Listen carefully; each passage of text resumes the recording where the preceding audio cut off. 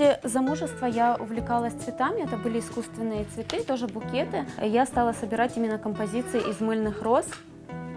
Это различные букеты, там не только розы, также используются там ромашки, есть другие цветы, как камелия.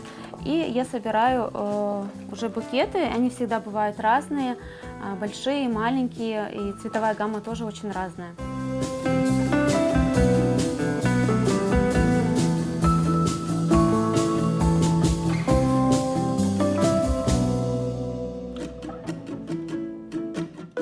Здесь получается мыло, когда еще совсем теплое, и когда формируется сам лепесточек, да, можно подкручивать эти лепестки уже так, как тебе хочется, и придавать форму.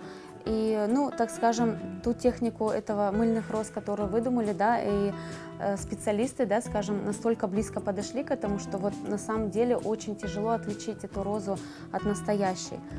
И на самом деле люди, которые на сегодняшний день мало слышат о мыльных розах, очень часто их путают с настоящими.